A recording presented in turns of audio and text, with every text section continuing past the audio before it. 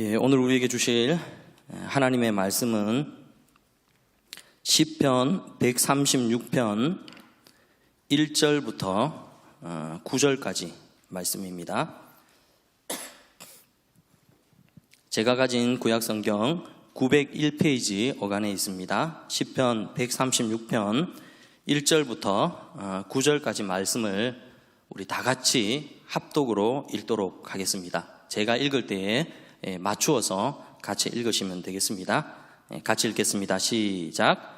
여호와께 감사하라. 그는 선하시며 그 인자하심이 영원함이로다.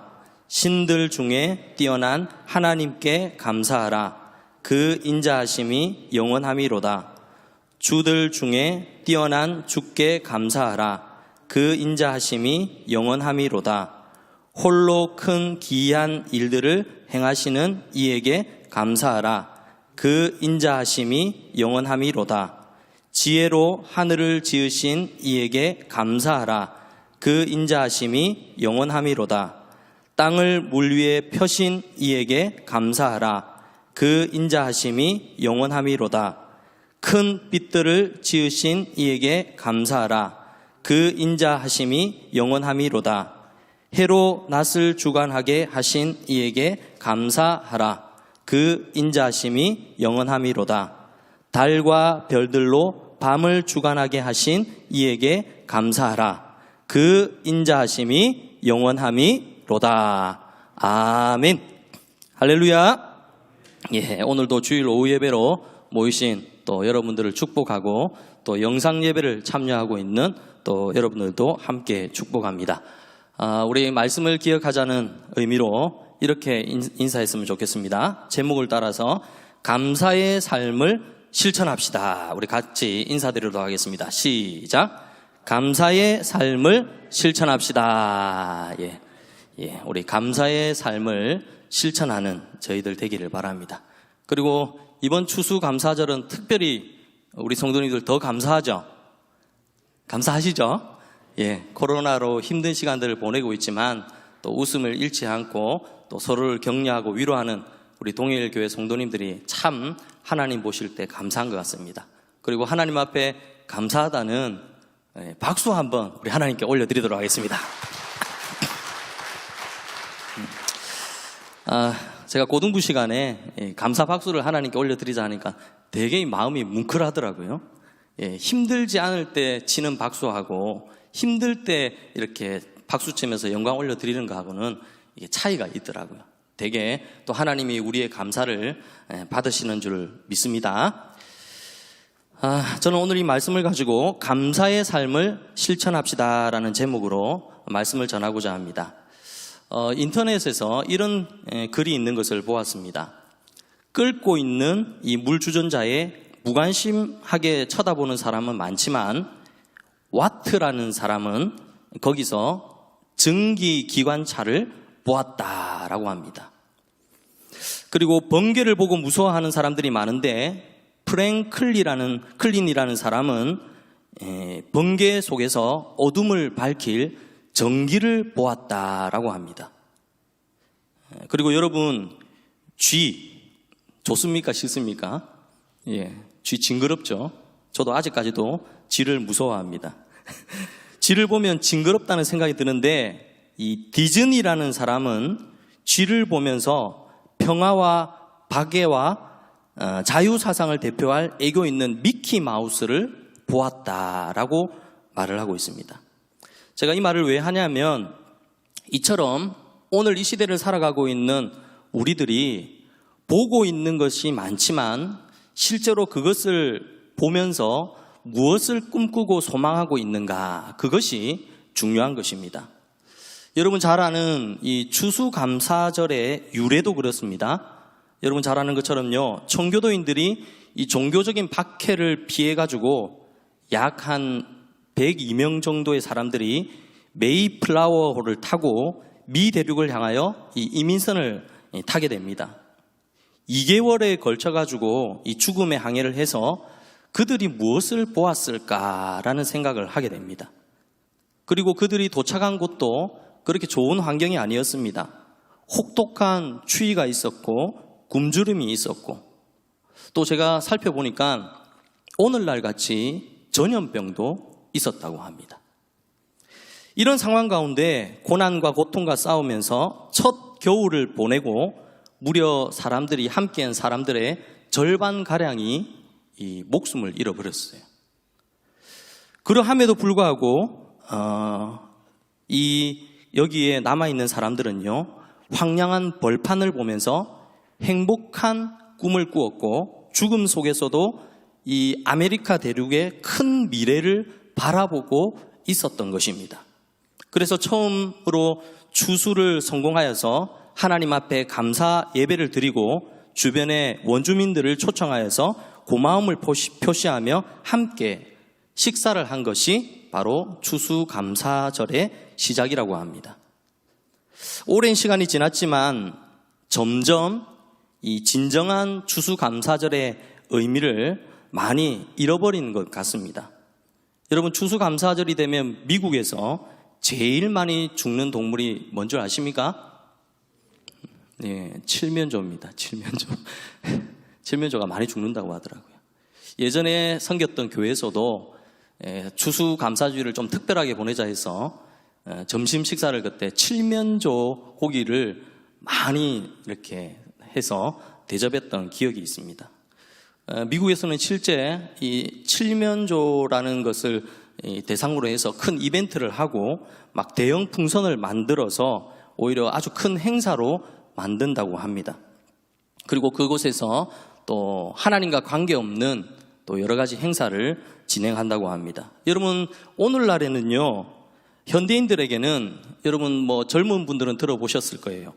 블랙 프라이데이라고 해서 추수감사절 다음 날 금요일부터 이 크리스마스 연휴까지 대규모 할인 행사를 한다고 합니다. 그래가지고 1년치 물건의 재고를 처리하기 위해서 최대 90%에 가까운 할인을 해서 많은 사람들이 또 줄을 서고 관심을 가진다고 합니다. 이 추수감사절을 기억하게 만들어야 되는데 오히려 그것을 빌미로 다른 것들에 눈을 돌리게 하는 그런 행사를 하는 것입니다. 사실 올해는 이 코로나 때문에 이런 행사들이 많이 줄어들고 자제된다고 하지만 저는 이런 기회를 통해서 다시 한번 예수를 믿는 사람들은 추수감사절의 깊은 의미를 좀 묵상을 하고 다시 한번 더 회복하는 그런 시간들을 가져야 되는 것이 아닌가 생각을 하게 됩니다. 여러분, 추수감사절을 통해서 힘든 상황 가운데서도 여전히 하나님은 우리를 지켜주시고 은혜 베풀어 주셨다는 감사를 할 수 있는 우리 동일교회 성도님들 다 되기를 바랍니다. 보는 눈이 달라야 되는 거예요. 뭘 바라보는가에 따라서 우리의 마음에 또 감사의 제목들이 나타나는 것입니다. 오늘 본문을 보면요, 1절에서 오늘 136편 1절부터 26절까지 말씀해 보면 계속해서 반복되는 게 하나님께 감사하라라는 노래를 이 시편 기자가 하고 있습니다. 절마다 하나님께 감사하라. 1절에서 3절에 보면 하나님의 속성에 대해서 얘기합니다. 하나님은 선하시고 인자하신 그 하나님께 감사하라. 그리고 4절에서 9절에 보면 이 내용들이 창조주, 이 만물을 창조하신 하나님을 이렇게 찬양하고 감사하라 기록이 되어 있습니다. 그 이후에는 읽지는 않았지만 뒤에는 또 과거에 출애굽하면서 지켜주셨던 하나님께 감사하라 하고 뒤에도 계속해서 감사의 또 노래를 하고 있습니다. 저는 이런 시편 기자의 감사를 보면서 우리가 감사를 어떻게 할 수 있을까라는 것을 오늘 본문의 말씀을 가지고 몇 가지 교훈을 받고자 합니다. 첫째로, 감사를 우리 삶에 실천하는 방법은 저를 따라 해보겠습니다. 감사는 찾아서 해야 합니다. 예, 감사는 어떻게 한다고요? 찾아서 해야 됩니다. 여러분 믿으십니까? 예, 감사는 찾아서 해야 됩니다. 오늘 본문의 시인은 감사의 내용들을요, 하나하나 기록하고 있습니다. 뭐 어떤 분은 그런 얘기를 하더라고요. 뭐 굳이 감사를 찾아서 할 거 있나? 모든 것이 감사한데, 뭐 살아있는 게 감사한데 라고 하시는 분도 있지만, 감사는 이유를 하나하나 찾아서 감사하면요, 그게 더 은혜가 됩니다. 내가 감사한 이유를 막연하게 하는 것이 아니라 어떤 이유 때문에 하나님께 감사한다. 그래서 그냥 감사하는 것이 아니라 그런 내용들을 기억하고 감사할 때 우리 영혼에 또 하나님의 은혜가 더 임하게 되는 것입니다.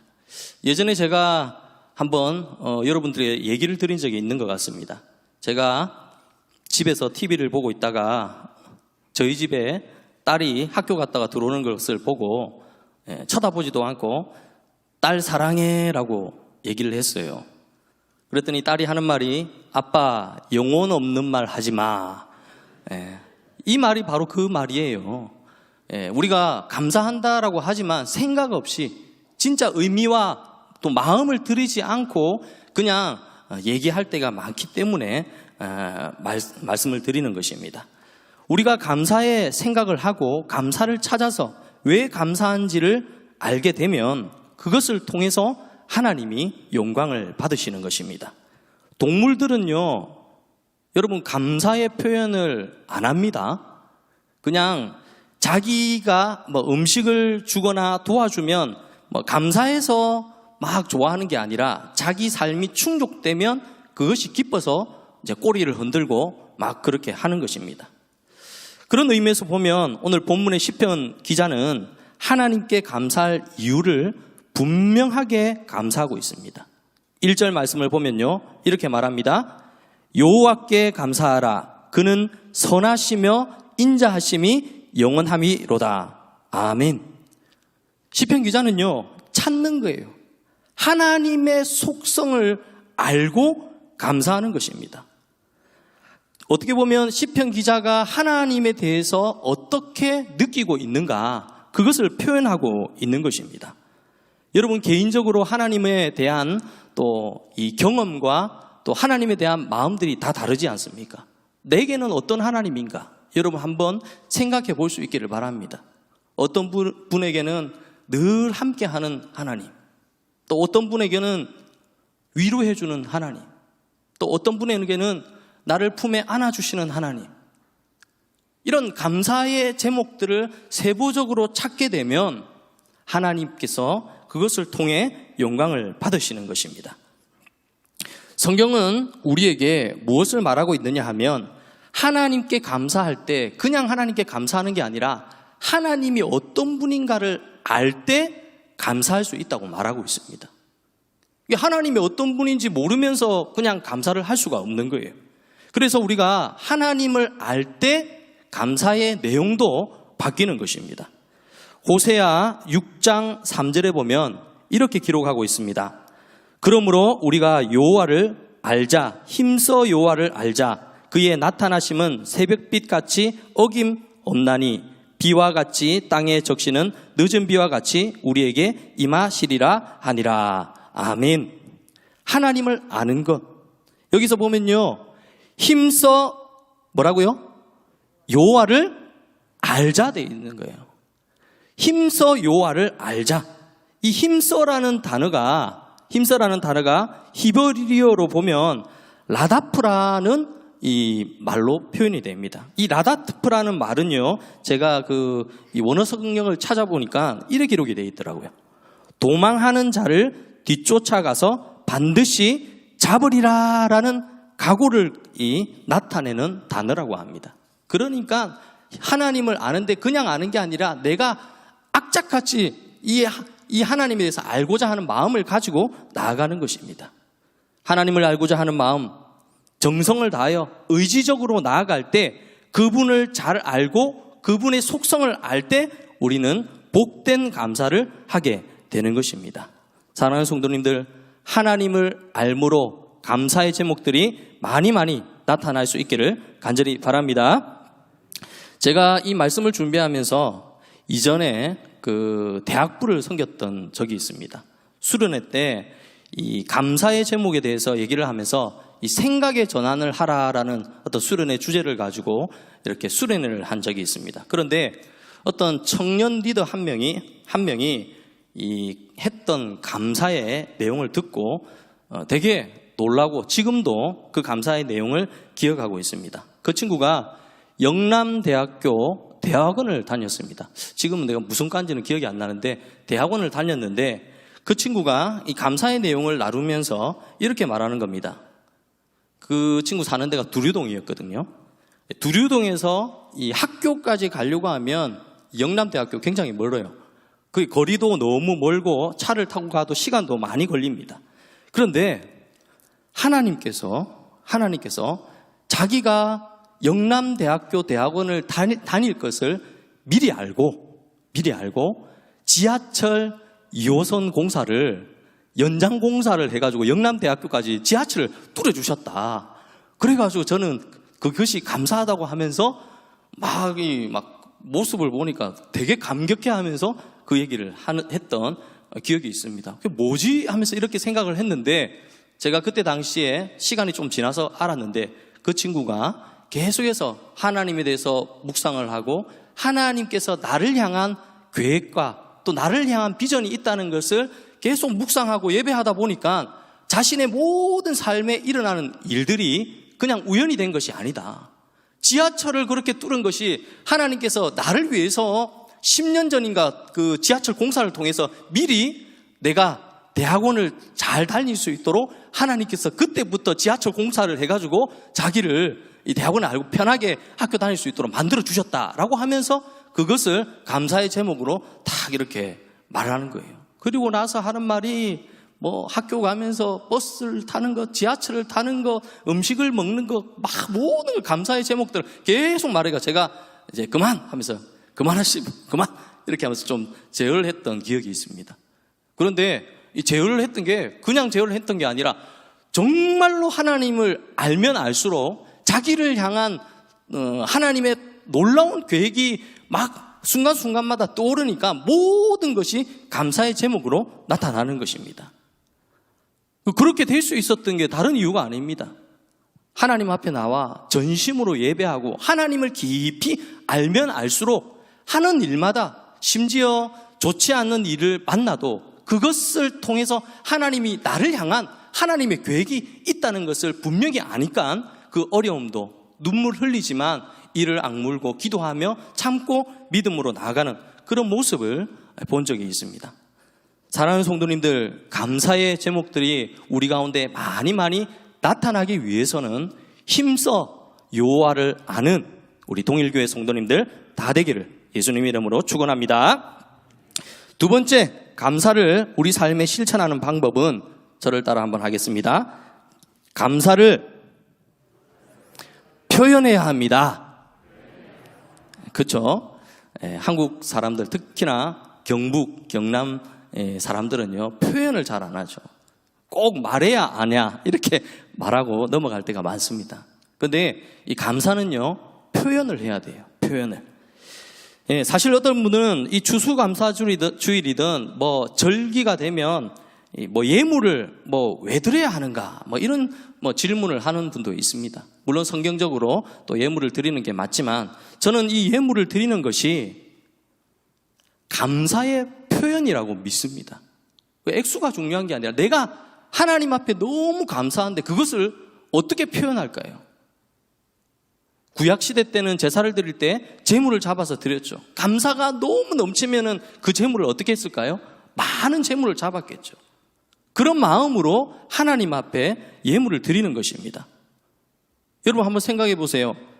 천지 만물을 창조하신 하나님이 무엇이 부족해서 막 이 예물을 받으려고 하겠습니까? 아니면 창조주 하나님이 뭐 해를 돌리고 또 낫을 주관하고 이 지구를 창조하는 어떤 세금을 받기 위해서 내라는 것 절대 아닙니다. 하나님께 감사한 마음을 가지고 하나님의 목적대로 우리가 살아갈 때 하나님이 영광을 받으시는 것입니다. 오전 예배 때도 우리 목사님을 통해 말씀을 드렸습니다. 하나님이 우리를 창조하신 목적이 다른 게 아닙니다. 이사야 43장 21절에 보면 이렇게 말합니다.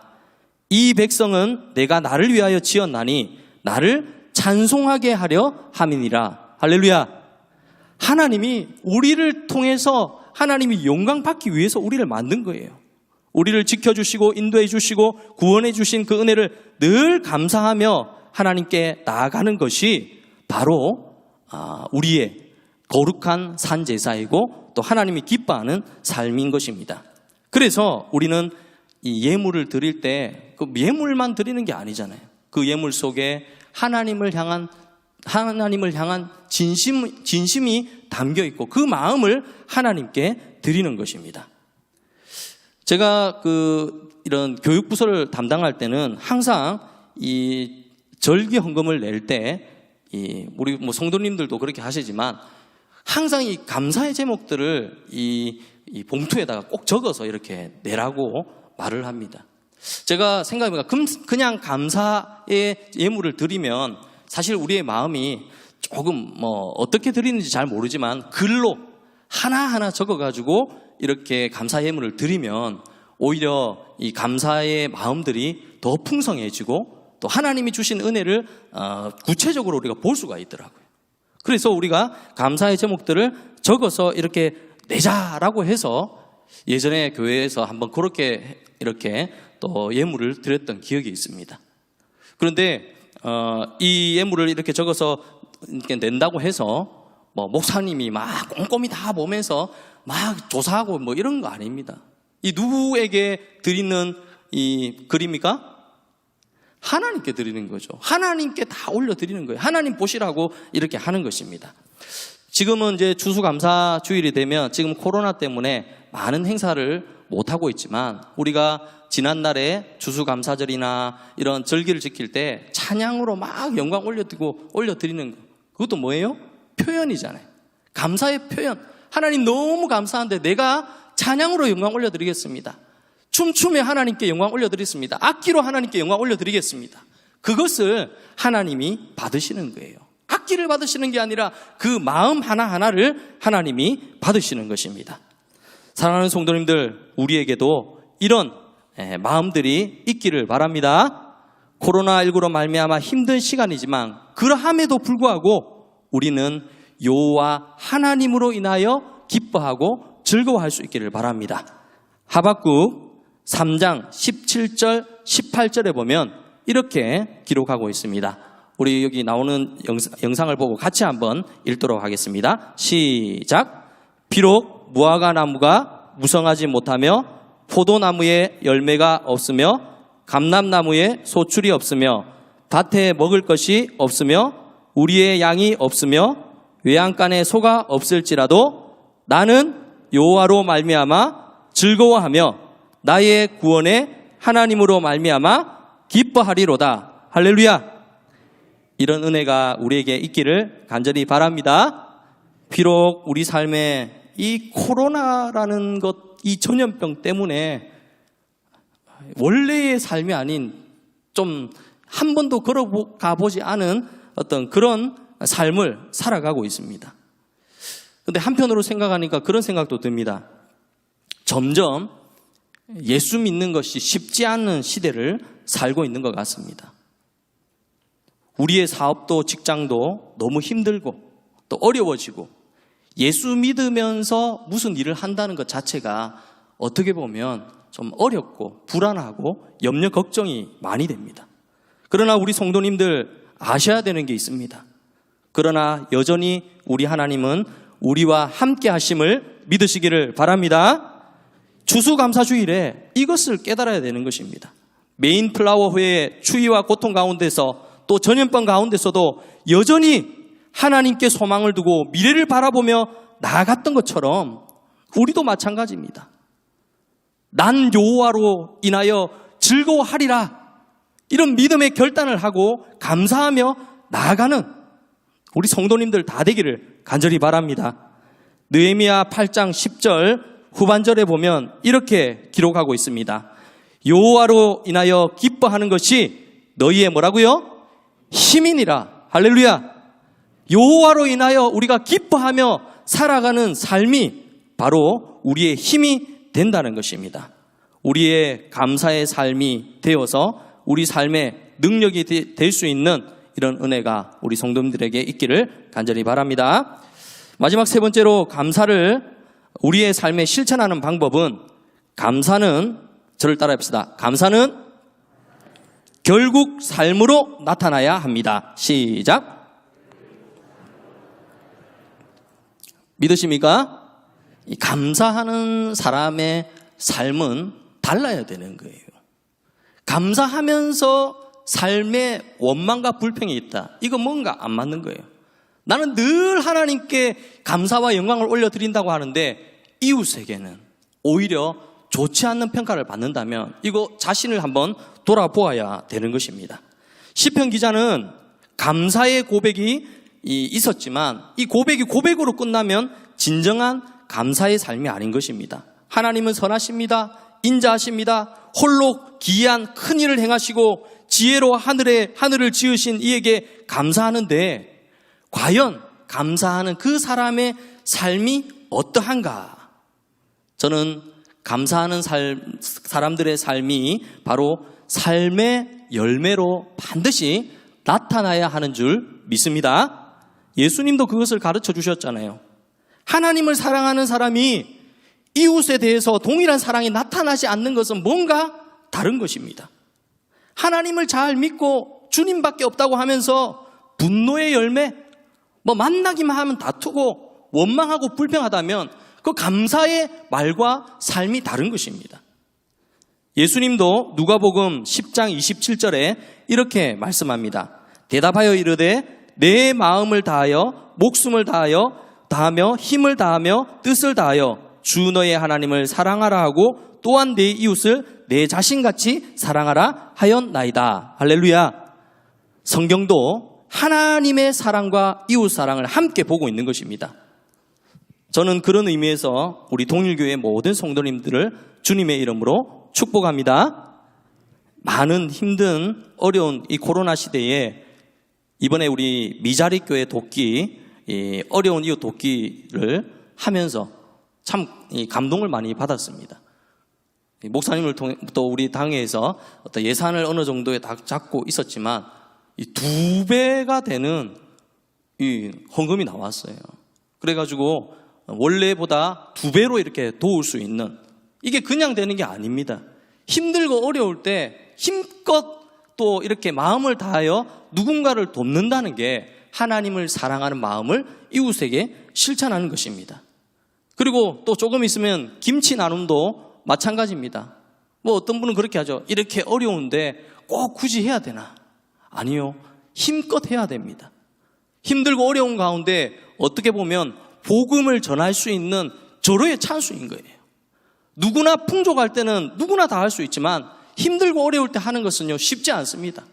그러함에도 불구하고 십시일반 또 함께 마음을 모아서 누군가 어려운 이웃을 돕는다는 것은 하나님의 사랑이 우리 가운데, 우리 동일교회 가운데 풍성하다는 증거인 줄 믿습니다.